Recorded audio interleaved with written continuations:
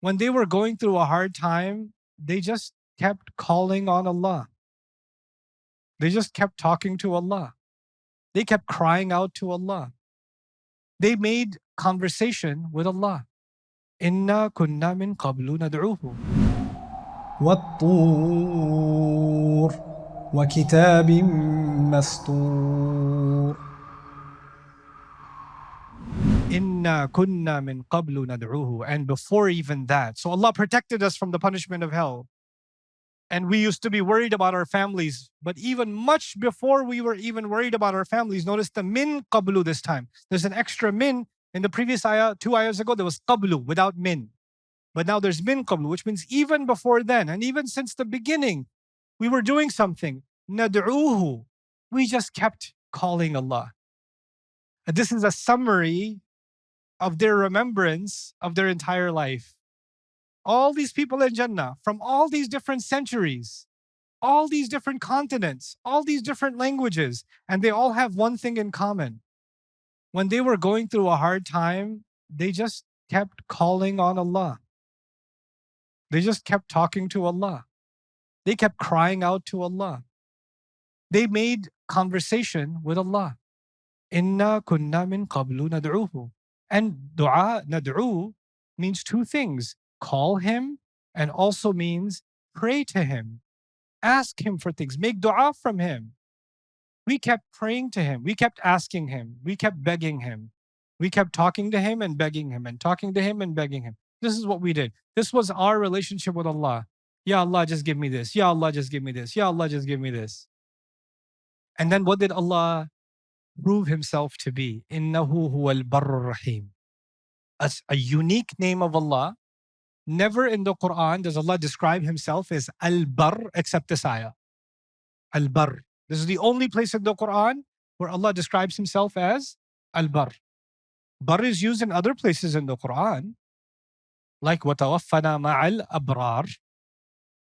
Like, for example, another version of this word, لَيْسَ الْبِرَّ أَن تُوَلُّوا وُجُوهَكُمْ ظَهَرَ الْفَسَادُ فِي الْبَرِّ وَالْبَحْرِ بِمَا كَسَبَتْ أَيْدِي النَّاسِ. So it's used in other places. But for Allah, you've seen Ar-Rahim before, but what have you not seen before? Al-Barr. So let's understand what Al-Barr means. Al-Barr originally means land far away from the water. Land far away from the water.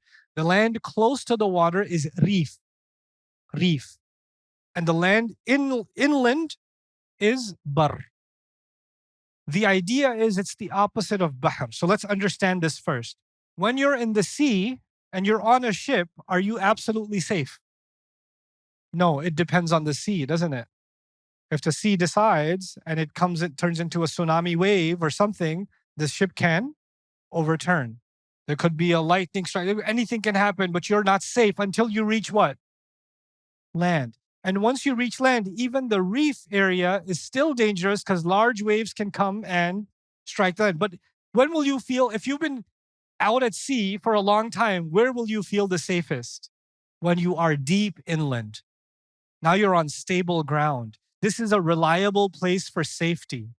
From it comes the idea that someone who is good and reliable, like they're good for their promise. I know in American English we say this, you may not have heard of it. You say, hey, can I borrow $20? I'm good for it. I'm barr for it, meaning I'm reliable, I'll pay it back. Allah is good for His promise, is one of the main implications of the ayah here. In other words, barr actually means good, but good in what sense? Good in being reliable. God is good, God is reliable.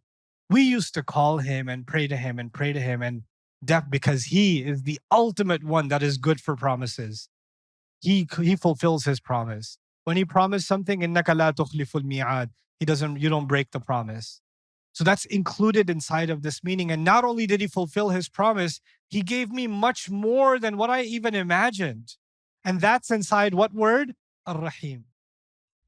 I hope you guys enjoyed that video clip. My team and I have been working tirelessly to try to create as many resources for Muslims to give them first steps in understanding the Quran all the way to the point where they can have a deep, profound understanding of the Quran. We are students of the Quran ourselves, and we want you to be students of the Quran alongside us. Join us for this journey on BayyinahTV.com, where thousands of hours of work have already been put in. And don't be intimidated, it's step by step by step, so you can make learning the Quran a part of your lifestyle. There's lots of stuff available on YouTube, but it's all over the place.